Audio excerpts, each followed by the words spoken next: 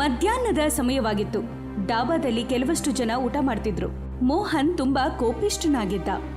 ಯಾವಾಗ್ಲೂ ಗ್ರಾಹಕರ ಜೊತೆ ಜಗಳ ಆಡ್ತಾ ಇದ್ದ. ಅವನ ಹೆಂಡತಿ ಚಮಕಿ ಕೌಂಟರ್ ಹಿಂದೆ ನಿಂತ್ಕೊಂಡಿದ್ಲು. ಕೆಲಸದವನು ಲಲನ್ ಗ್ರಾಹಕರಿಗೆ ಊಟವನ್ನ ಬಡಿಸ್ತಾ ಇದ್ದ. ಮೋಹನಣ್ಣ, ದಾಲಲ್ಲಿ ಉಪ್ಪು ಕಡಿಮೆ ಆಗಿದೆ ಅನ್ಸುತ್ತೆ. ನೀನಿಲ್ಲೇನು ಊಟ ಮಾಡೋದಕ್ಕೆ ಬಂದಿದ್ಯಾ, ತನಿಖೆ ಮಾಡಕ್ ಬಂದಿದ್ಯಾ? ನನ್ನ ಹತ್ರ ಇವೆಲ್ಲ ಇಟ್ಕೋಬೇಡ. ಅಣ್ಣ, ದುಡ್ಡು ಕೊಡ್ತಾನೆ ಊಟ ಮಾಡ್ತಾ ಇರೋದು. ಕೊಡೋದನ್ನ ಕರೆಕ್ಟಾಗಿ ಕೊಡ್ಬೇಕಲ್ವಾ? ಇದೇನ್ ನಿಮ್ಮ ಅಪ್ಪನ ಹೋಟ್ಲಾ? ತಿಂದಿಲ್ಲ ಅಂದ್ರೆ ಎದ್ದೋಗು. ಕೆಲ ಗ್ರಾಹಕರಿಗೆ ಕೋಪ ಬರುತ್ತದೆ. ಅವರು ಅಲ್ಲಿಂದ ಊಟವನ್ನ ಬಿಟ್ಟು ಹೊರಟು ಹೋಗ್ತಾರೆ. ಇದೇ ರೀತಿ ಎಲ್ಲರ ಜೊತೆ ಜಗಳ ಆಡ್ತಿದ್ರೆ ಡಾಬಾ ಹೇಗ್ ನಡೆಯುತ್ತೆ? ನೀನ್ ಮಧ್ಯ ಬರ್ಬೇಡ. ನನಗ್ ಗೊತ್ತು ಬಿಸ್ನೆಸ್ ಹೆಂಗ್ ಮಾಡೋದು ಅಂತ. ಸಂಜೆ ಆಗಿತ್ತು. ಮುಖ್ಯ ಬೋಲಾ ಪ್ರಸಾದ್ ಮನೆಯ ಹೊರಗಡೆ ನಿಂತಿದ್ರು. ಅಂಬಾದೇವಿ ಮೋಹನನ ಅಜ್ಜಿಯಾಗಿದ್ರು. ಅವರು ಬಾಗಿಲ ಬಳಿ ನಿಂತಿದ್ರು. ಅಂಬಾ ಅವರೇ, ಮೋಹನ್ ಹೋಟ್ಲಲ್ಲಿ ದಿನಾ ಜಗಳ ಆಗ್ತಾನೆ ಇರುತ್ತೆ. ಇವತ್ತು ನನ್ ಮೇಲೂ ಕೂಡ ಜಗಳಕ್ಕೆ ಬಂದಿದ್ದ. ನನಗೆ ಗೊತ್ತಿದೆ, ಆದ್ರೆ ಅವನು ನನ್ನ ಮಾತನ್ನೇ ಕೇಳಲ್ಲ. ಅವನಿಗೆ ತಿಳಿಸಿ ಹೇಳೋದಕ್ಕೆ ಪ್ರಯತ್ನ ಪಡ್ತೀನಿ. ಮೋಹನ್ ಒಳಗಡೆಯಿಂದ ಕೇಳಿಸ್ಕೊಂಡು ಹೊರಗೆ ಬರ್ತಾನೆ. ಏನ್ರಿ, ನಿಮ್ಗೆ ಮಾಡಕ್ ಬೇರೆ ಏನ್ ಕೆಲಸ ಇಲ್ವಾ? ಯಾವಾಗ್ಲೂ ನನ್ನ ಬಗ್ಗೆ ಚಾಡಿ ಹೇಳ್ತಾನೆ ಇರ್ತೀರಾ. ನೋಡಪ್ಪ, ಇದು ನೀನು ಒಳ್ಳೇದಕ್ಕೆ ಅಂತಾನೆ ಹೇಳ್ತಾ ಇರೋದು. ನೀನು ಇದೇ ತರ ಮಾಡ್ತಾ ಇದ್ರೆ ನಿನ್ನ ಡಾಬಾ ಕೂಡ ಮುಚ್ಚೋಗುತ್ತೆ, ಮತ್ತೆ ನಿನ್ನ ಮರ್ಯಾದಿನೂ ಹೋಗುತ್ತೆ. ಮರ್ಯಾದೆ ಬಗ್ಗೆ ನನಗೆ ಚಿಂತೆ ಇಲ್ಲ. ಹೊಟ್ಟೆ ಪಾಡ್ಗೆ ಡಾಬಾ ನಡೆಸ್ತಾ ಇದ್ದೀನಿ. ತಾವಿನ್ ದಯ ಮಾಡಿಸ್ಬೋದು. ಮುಖ್ಯ ಅವರು ಕೋಪದಿಂದ ಹೊರಟು ಹೋಗ್ತಾರೆ. ಅಂಬಾದೇವಿ ಮೋಹನನನ್ನ ನೋಡಿ ಹೇಳೋದಕ್ಕೆ ಶುರು ಮಾಡ್ತಾರೆ. ಮಗನೇ, ಕೆಟ್ಟ ಮಾತುಗಳಿಂದ ಕೋಪದಿಂದ ದುಡಿಯೋದಕ್ಕಾಗಲ್ಲ. ಅಜ್ಜಿ, ನೀವ್ ಯಾವಾಗ್ಲೂ ಹೇಳಿದ್ದನ್ನೇ ಹೇಳ್ತಾ ಇರ್ತೀರಾ. ನಾನ್ ಹೆಂಗಿದ್ದೀನೋ ಹಂಗೆ ಇರ್ತೀನಿ. ರಾತ್ರಿ ಹೊತ್ತು ಮೋಹನ್ ಮತ್ತೆ ಚಮಕಿ ರೂಮ್ನಲ್ಲಿ ಕುಳಿತುಕೊಂಡಿದ್ರು. ಏನಂದ್ರೆ, ನೀವ್ ಯಾವಾಗ ನೋಡಿದ್ರು ಡಾಬಾದಲ್ಲಿ ಜಗಳ ಆಡ್ತಿರ್ತೀರಾ. ನಿಜವಾದ ಖಜಾನೆ ಈ ಮನೆಯಲ್ಲೇ ಇದೆ. ಹಂಗಂದ್ರೆ? ನಿಮ್ಮ ಅಜ್ಜ ಪೆಟ್ಟಿಗೆಯಲ್ಲಿ ತುಂಬಾ ಬೆಳ್ಳಿ ಬಂಗಾರವನ್ನ ಇಟ್ಟಿದ್ದಾರೆ. ಅಜ್ಜಿ ಅದನ್ನ ಮುಟ್ಟೋದಕ್ಕೆ ಯಾರಿಗೂ ಬಿಡೋದಿಲ್ಲ. ಅಯ್ಯೋ, ಮತ್ತೆ ಅಜ್ಜಿ ಹತ್ರ ಯಾಕೆ ಕೇಳಿಲ್ಲ ನೀನು? ನಿಮ್ಗನ್ಸುತ್ತಾ ಅವ್ರಷ್ಟು ಈಸಿಯಾಗಿ ಕೊಟ್ಬಿಡ್ತಾರೆ ಅಂತ? ನಾವು ಅದನ್ನ ಖರ್ಚು ಮಾಡ್ತೀವಿ ಅಂತ ಅನ್ಸುತ್ತೆ ಅವರಿಗೆ. ಮೋಹನ್ ಯೋಚಿಸೋದಕ್ಕೆ ಶುರು ಮಾಡ್ತಾನೆ. ಮರುದಿನ ಬೆಳಿಗ್ಗೆ ಮೋಹನ್ ಕೋಪದಲ್ಲಿ ಅಜ್ಜಿಯ ಬಳಿ ಹೋಗ್ತಾನೆ. ಅಜ್ಜಿ, ನನಗೆ ಆ ಕಬೋರ್ಡ್ ಕೀ ಕೊಡು. ಯಾಕೆ? ಅದರಲ್ಲಿ ನಮ್ಮ ತಾತನ ಖಜಾನೆ ಇದೆ. ಅದರಿಂದ ನನ್ನ ಸಾಲಗಳೆಲ್ಲ ತೀರ್ತವೆ. ಇಲ್ಲ, ನಾನದನ್ನ ನಿನಗೆ ಕೊಡೋದಕ್ಕಾಗೋದಿಲ್ಲ. ಹಾಗಾದ್ರೆ ನನ್ನ ಜೀವನ ಪರ್ಯಂತ ಹಿಂಗೆ ಇರ್ಬೇಕಾ? ನೀನ್ ಕಷ್ಟಪಟ್ರೆ ನಿನ್ನ ಸಂಪತ್ತನ್ನ ನೀನೇ ಮಾಡ್ಬೋದು. ಬೇರೆಯವರ ಸಂಪತ್ತು ನಿನಗ್ಯಾಕೆ ಬೇಕು? ನಿಮಗೆ ನನ್ನ ಬಗ್ಗೆ ಚಿಂತೆನೇ ಇಲ್ಲ. ಯಾವಾಗಲೂ ನಿಮ್ಮ ಬಗ್ಗೆನೇ ಯೋಚನೆ ಮಾಡ್ತೀರಾ. ಮೋಹನ್ ಕೋಪದಲ್ಲಿ ಹೊರಟು ಹೋಗ್ತಾನೆ. ಅಜ್ಜಿ ಅವನು ಹೋಗೋದನ್ನ ನೋಡಿದ್ರು ಅವನಿಗೆ ಏನೂ ಹೇಳೋದಿಲ್ಲ. ಮಧ್ಯಾಹ್ನದ ಸಮಯ. ಜಮೀನ್ದಾರ ಬಲ್ದೇವ್ ಸಿಂಗ್ ಅವನ 2 ಅನುಯಾಯಿಗಳ ಜೊತೆಗೆ ಮೋಹನನ ಮನೆಗೆ ಬರ್ತಾನೆ. ಅಂಬಾದೇವಿ, ಮೋಹನ್ ಈ ಮನೆ ಅಡ ಇಟ್ಟಿದ್ದಾನೆ. ಇನ್ನು ನಾನು ತಡೆಯೋದಕ್ಕೆ ಆಗಲ್ಲ. ಮನೆ ಅಡ ಇಟ್ಟಿದ್ದಾನ? ಅದು ಹೇಗ್ ಸಾಧ್ಯ? ಒಂದು ವೇಳೆ ನನ್ನ ಸಾಲ ಬರಲಿಲ್ಲ ಅಂದ್ರೆ ಆಗ ನಾನು ಮೋಹನ್ನ ನೋಡ್ಕೊಂತೀನಿ. ಅಜ್ಜಿ ಭಯದಿಂದ ಮೋಹನನನ್ನ ಕರೀತಾಳೆ. ಮೋಹನ್, ಇದೇನ್ ಮಾಡ್ಬಿಟ್ಟೆ ನೀನು? ಅಜ್ಜಿ, ಈ ಮನೆ ಉಳಿಸ್ಕೋಬೇಕು ಅಂದ್ರೆ ಕೇವಲ ಒಂದೇ ದಾರಿ ಇರೋದು. ಕಬೋರ್ಡ್ ಕೀ ಕೊಟ್ಬಿಡು. ಅಜ್ಜಿ ದೀರ್ಘವಾಗಿ ಉಸಿರು ತೆಗೆದುಕೊಂಡು ಪೆಟ್ಟಿಗೆ ತೆಗೆಯೋದಕ್ಕೆ ಅವಳ ರೂಮ್ಗೆ ಹೋಗ್ತಾಳೆ. ಅಜ್ಜಿ ಪೆಟ್ಟಿಗೆಯನ್ನ ತೆಗಿತಾಳೆ. ಮೋಹನ್ ಮತ್ತು ಚಮಕಿ ಗಮನ ಕೊಟ್ಟು ನೋಡ್ತಾರೆ. ಅದರಲ್ಲಿ ಹಳೆಯ ಕಾಗದ ಪತ್ರಗಳು ಮಾತ್ರ ಇರುತ್ತವೆ. ಅಜ್ಜಿ, ತಮಾಷೆ ಮಾಡ್ತಿದ್ಯಾ? ಇಲ್ಲಿ ಪೇಪರ್ಗಳಿದೆ ಅಷ್ಟೇ. ಇದೇ ನಿಮ್ಮ ತಾತನ ಸಂಪತ್ತು ಮಗನೇ. ಮೋಹನ್ ಕೋಪದಲ್ಲಿ ಪುಸ್ತಕವನ್ನ ತೆರೆದು ನೋಡ್ತಾನೆ. ಆ ಪುಸ್ತಕದಲ್ಲಿ ಬರ್ತಾ ಸಮೋಸ ರೆಸಿಪಿ ಇರುತ್ತೆ. ಇದೇನಿದು? ಒಂದು ವೇಳೆ ನೀನು ಶ್ರಮಪಟ್ಟು ಕೆಲಸ ಮಾಡಿದ್ರೆ ಇದು ಯಾವ ಸಂಪತ್ತಿಗೂ ಕಡಿಮೆ ಇಲ್ಲ.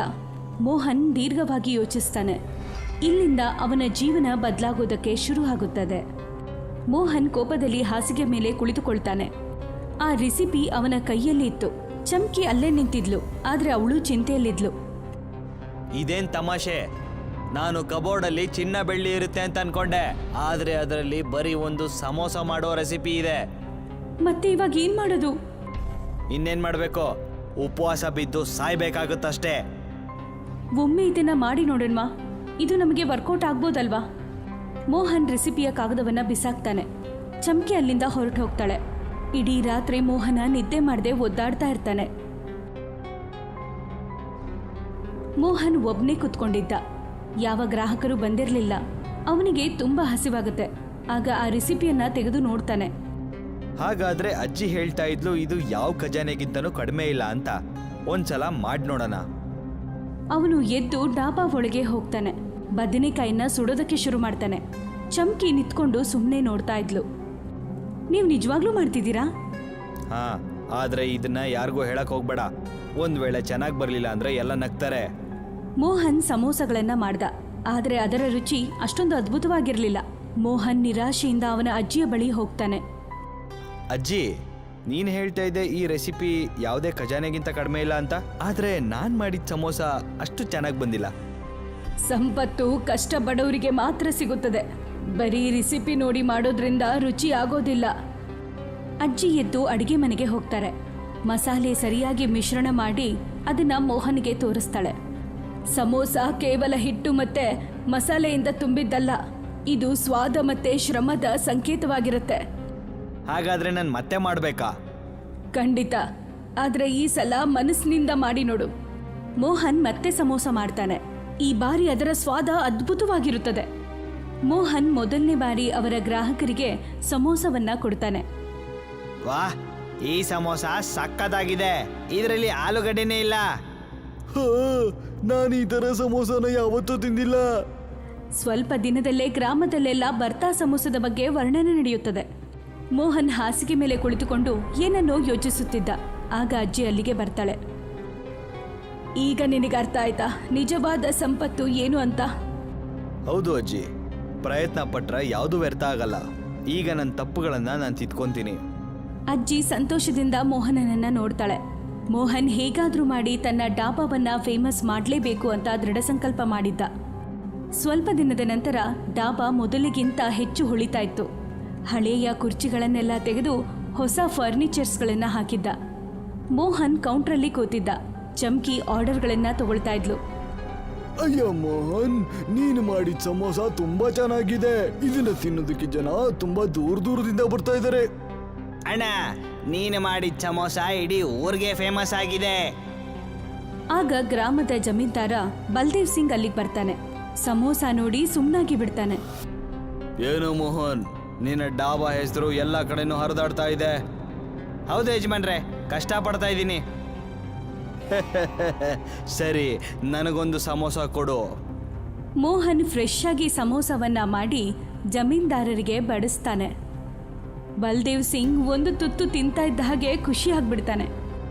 ವಾಹ್, ಈ ತರ ಸಮೋಸನ ನಾನು ಎಲ್ಲೂ ಕೂಡ ತಿಂದೇ ಇಲ್ಲ.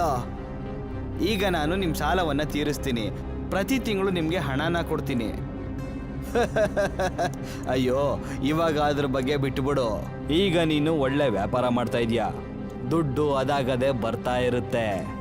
ಹಳ್ಳಿಯವರೆಲ್ಲ ಚಪ್ಪಾಳೆ ತಟ್ಟುತ್ತಾರೆ. ಡಾಬಾ ವಾತಾವರಣ ಸಂತೋಷಮಯವಾಗಿರುತ್ತೆ. ಮೋಹನ್ ಅವನ ಅಜ್ಜಿಯ ಬಳಿ ಬರ್ತಾನೆ. ಅಜ್ಜಿ, ನೀನು ಹೇಳಿದ್ದು ನಿಜ ಆಯಿತು. ನಾವು ಕಷ್ಟಪಟ್ರೆ ಪ್ರತಿಫಲ ಸಿಗುತ್ತೆ. ಈಗ ನೀವು ನನಗೆ ಕಲಿಸಿದ ಪಾಠ ಕೊನೆ ತನಕ ಹಾಗೇ ಇರುತ್ತೆ. ಅಂಬಾದೇವಿ ಬಾವುಗಳಾಗಿ, ಇವತ್ತು ನನ್ನ ಮೊಮ್ಮಗನ ಮೇಲೆ ನನಗೆ ತುಂಬ ಗರ್ವ ಆಗ್ತಿದೆ. ಅಲ್ಲಿಗೆ ಚಮ್ಕಿನೂ ಬರ್ತಾಳೆ. ನಾವೀ ಹಳ್ಳಿಯಲ್ಲಿ ಇನ್ನೊಂದು ಡಾಬಾ ತೆಗಿಬೇಕು ಅನ್ಕೊಂಡಿದೀವಿ. ಎಲ್ಲರೂ ಖುಷಿ ಆಗ್ತಾರೆ. ಇಡೀ ಗ್ರಾಮದವರು ಸೇರಿದ್ರು. ಮೋಹನ್ ತನ್ನ ಡಾಬಾದ ಹೊರಗೆ ನಿಂತಿದ್ದ. ಡಾಬಾಗೆ ಒಂದು ದೊಡ್ಡದಾದ ಬೋರ್ಡ್ ಹಾಕಲಾಗಿತ್ತು. ಅದರ ಹೊಸ ಹೆಸರು ಬರ್ತಾ ಸಮೋಸ ಡಾಬಾ ಅಂತ. ಮೋಹನ್ಗೆ ಜಯವಾಗ್ಲಿ, ತುಂಬಿದ ಸಮೋಸ ಸೂಪರ್ ಆಗಿದೆ. ಮೋಹನ್ ಗರ್ವದಿಂದ ತನ್ನ ಡಾಬಾವನ್ನ ನೋಡ್ತಾನೆ. ಅವನ ಕಣ್ಣಲ್ಲಿ ಹೊಳಪಿತ್ತು. ಅವನ ದೃಢ ನಿರ್ಧಾರ ಮತ್ತು ಶ್ರಮ ಅವನನ್ನ ಸಕ್ಸಸ್ಫುಲ್ ಮಾಡಿತ್ತು. ಶಿಮ್ರಾನ್ ಗಾಡ್ ಎಂಬ ಹೆಸರಿನ ಊರಿತ್ತು. ಅಲ್ಲಿ ಸಮೀರ್ ಎಂಬ ವ್ಯಕ್ತಿ ಸಮೋಸ ವ್ಯಾಪಾರ ಮಾಡಿಕೊಂಡು ಜೀವನ ಸಾಗಿಸ್ತಾ ಇದ್ದ. ಸಮೀರ್ ಅಂಗಡಿಯ ಎದುರುಗಡೆ ಸುಯೋಗ್ ಎಂಬ ವ್ಯಕ್ತಿ ಪಾನಿಪುರಿ ವ್ಯಾಪಾರ ಮಾಡ್ತಾ ಇದ್ದ. ಮತ್ತೆ ನಿನ್ನ ಪಾನಿಪುರಿ ಅಂಗಡಿ ಹೇಗ್ ನಡೀತಾ ಇದೆ? ಇತ್ತೀಚೆಗೆ ತುಂಬಾ ಜನ ನಿನ್ನ ಅಂಗಡಿ ಹತ್ರ ಕಾಣಿಸ್ತಾ ಇಲ್ವಲ್ಲ?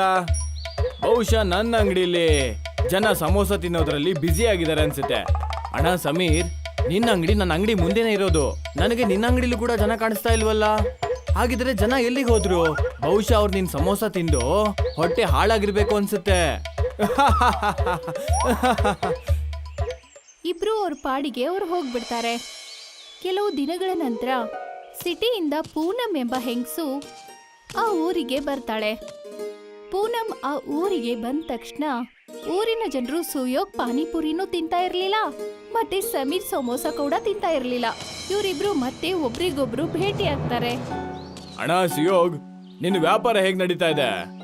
ಅಯ್ಯೋ, ಏನಂತ ಹೇಳಿ ಸಮೀರ್, ಇತ್ತೀಚೆಗೆ ಯಾರು ಪಾನಿಪುರಿ ತಿನ್ನಕ್ಕೆ ಬರ್ತಾ ಇಲ್ಲ. ವ್ಯಾಪಾರ ಇದ್ದಕ್ಕಿದ್ದಂಗೆ ಎಷ್ಟೊಂದು ಕೆಳಗಡೆ ಹೋಯ್ತಂತ ಗೊತ್ತಾಗ್ಲೇ ಇಲ್ಲ. ಏನ್ ಮಾಡೋದಣ್ಣ? ನನ್ನ ಕತೆನೂ ಹಾಗೆ ಆಗಿದೆ ಸುಯೋಗಣ್ಣ. ನಾನ್ ಕೇಳ್ಪಟ್ಟೆ ಯಾವ್ದೋ ಪೂನಂ ಅನ್ನೋ ಹೆಂಗ್ಸು ಈ ಊರಿಗೆ ಬಂದಿದ್ದಾಳಂತೆ. ಮತ್ತೆ ಅವಳು ಯಾವ್ದೋ ಹೊಸ ತಿನ್ನುವಂತ ವಸ್ತುನ ಮಾರಾಟ ಮಾಡಕ್ ಶುರು ಮಾಡಿದಾಳಂತೆ. ಹಾಗಿದ್ರೆ ಬಾ, ಹೋಗ್ಬಿಟ್ಟು ನೋಡ್ಕೊಂಡ್ ಬರೋಣ. ಸಮೀರ್ ಮತ್ತೆ ಸುಯೋಗ್ ಇಬ್ರು ಪೂನಂ ಅಂಗಡಿಗೆ ಹೋಗ್ತಾರೆ.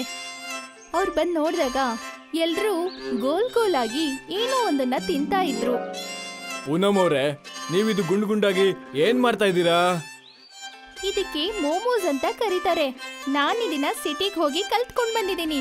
ಈ ಅಂಗಡಿ ಓಪನ್ ಮಾಡ್ದಾಗಿಂದ ಈ ಊರಿನ ಜನರು ನನ್ನ ಹತ್ರ ಇರೋ ಈ ಟೇಸ್ಟಿ ಮೋಮೋಸ್ನ ತಿನ್ನಕ್ ಬರ್ತಾರೆ. ಯಾರಿಗೂ ನೀವು ಮಾಡೋ ಸಮೋಸ ಮತ್ತೆ ಪಾನಿಪುರಿ ಇಷ್ಟ ಆಗಲ್ಲ. ನೀನು ಈ ಊರಿಗೆ ಹೊಸಬಿಡು. ಈ ಮೋಮೋಸ್ ವ್ಯಾಪಾರನ ಈಗಿನೀಗಲೇ ನಿಲ್ಲಿಸ್ಬಿಡು. ನಿನ್ನ ಮೋಮೋಸ್ ಕಾರಣದಿಂದ ನನ್ನ ಹತ್ರ ಯಾರು ಪಾನಿಪುರಿ ತಿನ್ನಕ್ಕೆ ಬರ್ತಾ ಇಲ್ಲ.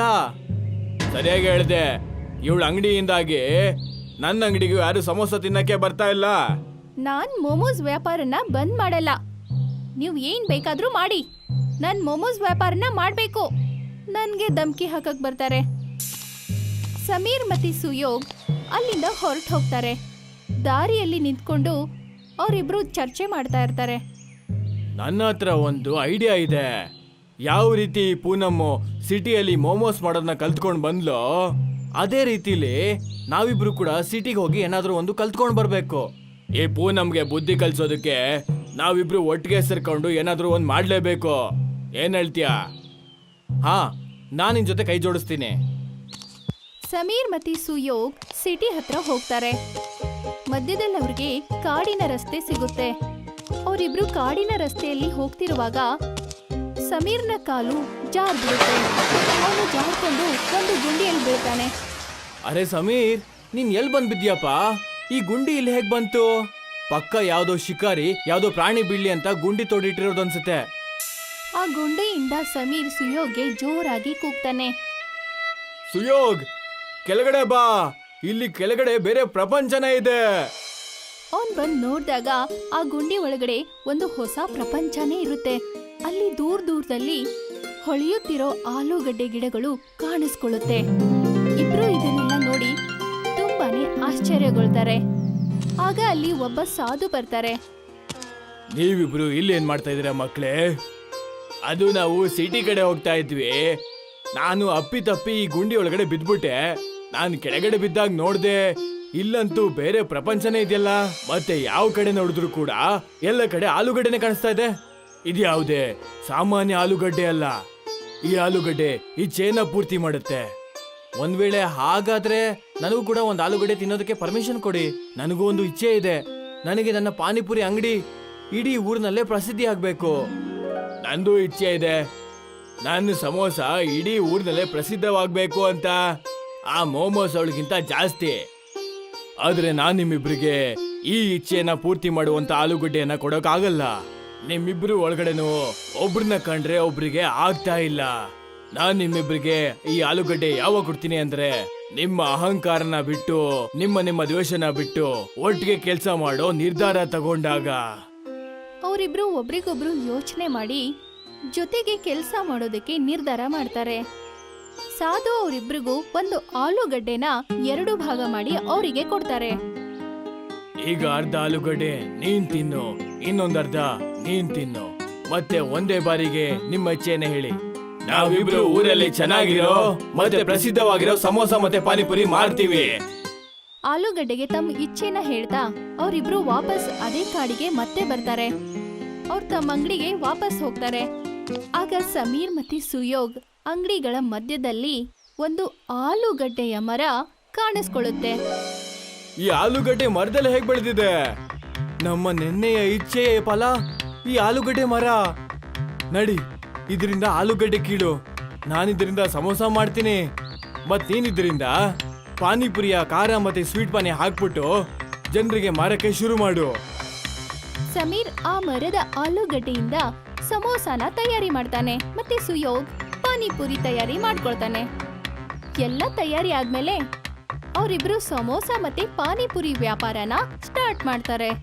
ಇಬ್ರು ಸೇರಿ ಒಂದೇ ಅಂಗಡಿಯಲ್ಲಿ ವ್ಯಾಪಾರ ಮಾಡ್ತಾರೆ.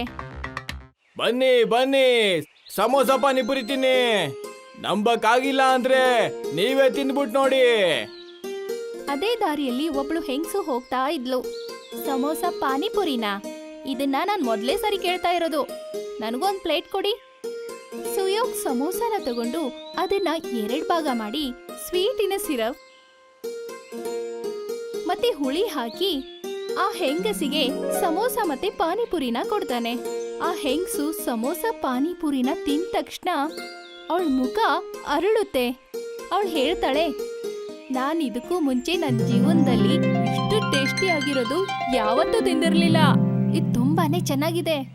ಅಣ್ಣ, ಇನ್ನೊಂದು ಪ್ಲೇಟ್ ಕೊಡಿ, ಮತ್ತೆ 10 ಪ್ಲೇಟ್ಗಳನ್ನ ಪಾರ್ಸಲ್ ಮಾಡಿ. ಹಾ, ಈಗ್ಲೇ ಕೊಡ್ತೀನಿ. ನಿಧಾನವಾಗಿ ಆ ಊರಲ್ಲಿ ಸಮೀರ್ ಮತ್ತೆ ಸುಯೋಗ್ ಸಮೋಸ ಪಾನಿಪುರಿ ವಿಷಯ ಹರಿದಾಡಕ್ಕೆ ಶುರು ಆಗುತ್ತೆ. ಮತ್ತೆ ಪೂರ್ತಿ ಊರಿಗೆ ಸಮೋಸ ಪಾನಿಪುರಿ ಅಂದ್ರೆ ತುಂಬಾ ಇಷ್ಟ ಆಗುತ್ತೆ. ಅದು ಶಿಮ್ರಾನ್ ಗಾರ್ಡ್ ಊರಲ್ಲಿ ಅಷ್ಟೇ ಅಲ್ಲ, ಬೇರೆ ಊರಲ್ಲೂ ಕೂಡ ತುಂಬಾನೇ ಫೇಮಸ್ ಆಗುತ್ತೆ. ಆದ್ರೆ ಅವರಿಬ್ರು ವ್ಯಾಪಾರ ಇನ್ನೊಬ್ಬರಿಗೆ ಕಷ್ಟ ಕೊಡ್ತಾ ಇತ್ತು. ಈ ಜನರಿಗೆ ಏನಾಯ್ತು? ನನ್ನ ಅಂಗಡಿಗೆ ಈಗೀಗ ಯಾರು ಬರ್ತಾನೆ ಇಲ್ಲ. ಯಾರಿಗೂ ಮೋಮೋಸ್ ಬೇಕಾಗೇ ಇಲ್ವಾ? ಎಲ್ರಿಗೂ ಆ ಸಮೋಸ ಪಾನಿಪುರಿನೇ ತಿನ್ಬೇಕಾ? ಈ ಸಮೋಸ ಪಾನಿಪುರಿ ತಿನ್ನೋಕೆ ಏನ್ ಚೆನ್ನಾಗಿರುತ್ತೆ? ಹೀಗೆ ಪೂನಂ ತನ್ನಿಂತಾನೆ ಮಾತಾಡ್ಕೋತಾ ಇದ್ಲು. ಆಗ ಅಲ್ಲಿ ಸೂರಜ್ ದಲಾಲ್ ಅನ್ನೋರು ಬರ್ತಾರೆ. ಏನಾಯ್ತು ಪೂನಂ ಅವ್ರೆ, ಮೋಮೋಸು ಮಾರಾಟ ಆಗ್ತಾ ಇಲ್ವಾ? ಅದಕ್ಕೆ ಬೇಜಾರಲ್ಲಿ ಇರೋದಾ? ನನಗ್ ಬೇಜಾರಾಗ್ಲಿಲ್ಲ ಅಂದ್ರೆ ಹೇಗ್ ಹೇಳಿ? ನಾನ್ ಸಿಟಿಗ್ ಹೋಗಿ ಮೋಮೋಸ್ ಹೇಗ್ ಮಾಡೋದು ಅಂತ ಕಲ್ತ್ಕೊಂಡ್ ಬಂದಿದೀನಿ. ಈಗ ನಾನೇ ಏನಾದ್ರೂ ಮಾಡ್ಬೇಕು, ಇಲ್ಲ ಅಂದ್ರೆ ನನ್ ಮೋಮೋಸ್ ವ್ಯಾಪಾರ ನಡೆಯೋದೇ ಇಲ್ಲ. ನನಗ್ ಚೆನ್ನಾಗ್ ಗೊತ್ತು ಅವರಿಬ್ರು ಐಡಿಯಾ ಏನು ಅಂತ. ಏನಿದೆ? ನಿನಗ್ ಹೇಗ್ ಗೊತ್ತು? ನನಗ್ ಹೇಳು. ಎಲ್ಲ ಹೇಳ್ತೀನಿ, ಸಮಾಧಾನ ಮಾಡ್ಕೊಳ್ಳಿ. ನಾನ್ ನಿಮಗ್ ಸಹಾಯ ಮಾಡ್ತೀನಿ, ಆದ್ರೆ ನನಗೆ ಕೇಳಿದಷ್ಟು ದುಡ್ಡು ನೀವು ಕೊಡ್ಬೇಕಾಗತ್ತೆ. ಸರಿ ಆಯ್ತು. ಸೂರಜ್ ಪೂನಂಗೆ ಆ ಆಲೂಗಡ್ಡೆ ಮರದ ಬಗ್ಗೆ ಹೇಳ್ತಾನೆ. ಮತ್ತೆ ಅದ್ರ ಜೊತೆಗೆ ಸಮೀರ್ ಮತ್ತೆ ಸುಯೋಗ್ ಅವ್ರ ಸಮೋಸ ಪಾನಿಪುರಿ ವ್ಯಾಪಾರನ ಹೇಗ್ ಹಾಳು ಮಾಡ್ಬೇಕು ಅಂತ ಐಡಿಯಾ ಮಾಡ್ತಾನೆ. ರಾತ್ರಿ ಆಗುತ್ತೆ. ಸಮೀರ್ ಮತ್ತೆ ಸುಯೋಗ್ ಅಂಗಡಿನ ಕ್ಲೋಸ್ ಮಾಡಿ ತಮ್ಮ ಮನೆಗೆ ಹೋಗ್ತಾರೆ. ಅವ್ರು ಹೋದ್ಮೇಲೆ ಅಲ್ಲಿ ಪೂನಂ ಮತ್ತೆ ಸೂರಜ್ ಆ ಮರದ ಹತ್ರ ಬರ್ತಾರೆ. ನೋಡಿ, ನಾನು ಇದೇ ಮರದ ಬಗ್ಗೆ ಮಾತಾಡ್ತಾ ಇದ್ದೆ. ಇದೇ ಆ ಮರ. ಇದು ಇದಕ್ಕಿದ್ದಾಗೆ ಒಂದೇ ದಿನದಲ್ಲಿ ಉಟ್ಕೊಂಡ್ಬಿಡ್ತು. ಇದೇ ಮರದಿಂದ ಆಲೂಗಡ್ಡೆ ತೆಗೆದ್ಬಿಟ್ಟು ಅವರು ಸಮೋಸ ಪಾನಿಪುರಿ ಮಾಡ್ತಾ ಇದ್ದಾರೆ. ನಾನ್ ಯಾವತ್ತೂ ಆಲೂಗಡ್ಡೆ ಕೊಡೋ ಮರ ಹೆಸರು ಕೇಳೇ ಇಲ್ಲ. ಇದು ಖಂಡಿತ ಜಾದೂ ಆಗಿರೋ ಆಲೂಗಡ್ಡೆ ಇರ್ಬೇಕು. ಇದನ್ನ ಇಲ್ಲೇ ಬೆಂಕಿ ಹಚ್ಚಿ ಹಾಳ್ ಮಾಡ್ಬಿಡ್ತೀನಿ. ನಾನು ನೋಡ್ತೀನಿ ಇವ್ರ ಸಮೋಸ ಪಾನಿಪುರಿನ ಹೇಗ್ ಮಾಡ್ತಾರೆ ಅಂತ. ಅವರಿಬ್ರು ಸೇರ್ಕೊಂಡು ಆ ಮರನ ಕಟ್ ಮಾಡ್ತಾ ಇರ್ತಾರೆ. ಅವರಿಬ್ರು ಸುಸ್ತಾಗ್ ಬಿಡ್ತಾರೆ. ಪೂನಂ ಅವ್ರೆ, ನಾನು ಹೇಳ್ತಾ ಇದೀನಿ, ನಾಳೆ ಬಂದು ಪೂರ್ತಿ ಮರ ಕಡಿಯೋಣ. ಇನ್ನೇನು ಬೆಳಿಗ್ಗೆ ಆಗ್ತಾ ಇದೆ ಬೇರೆ. ಯಾರಾದ್ರೂ ನೋಡಿದ್ರೆ ತಗೊಳ್ಳೋ ಬದಲು ಕೊಡ್ಬೇಕಾಗತ್ ನಾವೇ. ನೀವು ಸರಿಯಾಗಿ ಹೇಳ್ತಾ ಇದ್ದೀರಾ. ಬನ್ನಿ, ನಾವ್ ಇಲ್ಲಿಂದ ಹೊರಟೋಗೋಣ. ನಾವ್ ನಾಳೆ ಬಂದು ಈ ಕೆಲ್ಸನ ಮಾಡೋಣ. ಇಬ್ರು ಅಲ್ಲಿಂದ ಹೊರಟು ಹೋಗ್ತಾರೆ. ಮಾರನೇ ದಿನ ಬೆಳಿಗ್ಗೆ ಸೂರ್ಯ ಹುಡ್ತಾ ಇದ್ದ ಹಾಗೆ ಸಮೀರ್ ಮತ್ತೆ ಸುಯೋಗ್ ತಮ್ಮ ಅಂಗಡಿ ಹತ್ರ ಬರ್ತಾರೆ. ಅಲ್ಲಿ ಬಂದ್ ನೋಡಿದಾಗ ಆ ಮರ ಕಟ್ಟಾಗಿರೋ ತರ ಕಾಣಿಸುತ್ತೆ. ಸೂರ್ಯನ ಕಿರಣಗಳು ಆ ಮರದ ಮೇಲೆ ಬಿದ್ದಾಗ ಆ ಮರ ಮತ್ತೆ ಸರಿ ಹೋಗುತ್ತೆ. ನಾನ್ ನೋಡಿದ್ನ ನೀನು ನೋಡಿದ್ಯಾ? ಹಾ, ನಾನು ನೋಡ್ದೆ. ಈ ಮರ ಇದಕ್ಕಿದ್ದಾಗೆ ತನ್ನಿಂದ ತಾನೇ ಸರಿ ಹೋಗ್ಬಿಡ್ತು. ಆದ್ರೆ ಈ ಮರನ ಯಾರು ಕಡ್ದಿರ್ಬೋದು? ಅವ್ರು ತಮ್ಮ ಅಂಗಡಿನ ಓಪನ್ ಮಾಡಿ ಸಮೋಸ ಪಾನಿಪುರಿ ವ್ಯಾಪಾರನ ಮಾಡ್ತಾ ಇರ್ತಾರೆ. ಆ ದಿನ ಕಳೆದು ಹೋಗಿ ರಾತ್ರಿ ಆಗುತ್ತೆ. ಸಮೀರ್ ಮತ್ತೆ ಸುಯೋಗ್ ಅಂಗಡಿನ ಕ್ಲೋಸ್ ಮಾಡ್ಕೊಂಡು ಅವ್ರ ಮನೆಗೆ ಹೋಗ್ತಾರೆ. ರಾತ್ರಿಯ ಕತ್ಲಲ್ಲಿ ಪೂನಂ ಮತ್ತೆ ಸೂರಜ್ ಮತ್ತೆ ಆ ಮರದ ಹತ್ರ ಬಂದು ನಿಂತ್ಕೊಳ್ತಾರೆ. ಅಯ್ಯೋ, ನಾವ್ ಈ ಮರನ ಸ್ವಲ್ಪ ಕಟ್ ಮಾಡಿದ್ದೀವಿ ಅಲ್ವಾ? ಇದ್ ಹೇಗ್ ಸರಿ ಹೋಯ್ತು? ನಾವು ಮತ್ತೆ ಇದನ್ನ ಕಟ್ ಮಾಡ್ಬೇಕಾ? ನೀವ್ ಚಿಂತೆ ಮಾಡಬೇಡಿ ಪೂನಂ ಅವ್ರೆ, ನನ್ನ ಹತ್ರ ಇನ್ನೊಂದು ಪ್ಲಾನ್ ಕೂಡ ಇದೆ. ನಾವ್ ಈ ಮರಕ್ಕೆ ಬೆಂಕಿ ಹಾಕೋಣ. ಟಮಟೇನು ಇರಲ್ಲ, ಬಾರ್ಸೋರು ಇರಲ್ಲ. ಸೂರಜ್ ಮತ್ತೆ ಪೂನಂ ಒಂದು ಮರದ ತುಂಡಿಗೆ ಬೆಂಕಿ ಹಚ್ತಾರೆ. ಸೂರಜ್ ಆ ಮರಕ್ಕೆ ಬೆಂಕಿ ಹಚ್ಚೋ ಅಷ್ಟ್ರಲ್ಲೇ ಆಗ ಆ ಮರದ ಬೇರುಗಳು ಸೂರಜ್ ಮತ್ತೆ ಪೂನಮನ್ನ ತನ್ನ ಒಳಗಡೆ ಎಳ್ಕೊಂಡ್ಬಿಡುತ್ತೆ. ಮಾರನೇ ದಿನ ಬೆಳಿಗ್ಗೆ ಸಮೀರ್ ಮತ್ತೆ ಸುಯೋಗ್ ಅಂಗಡಿ ಹತ್ರ ಬರ್ತಾರೆ. ಅವ್ರು ಬಂದ್ ನೋಡಿದಾಗ ಅಲ್ಲಿ 3 ಆಲೂಗಡ್ಡೆ ಮರಗಳು ಹುಟ್ಟಿರುತ್ತೆ. ಅದ್ಭುತವಾಗಿದೆ. ಇಲ್ಲಿ ತನಕ 1 ಮರ ಇತ್ತು, ಈಗ 3 ಮರ ಇದೆ.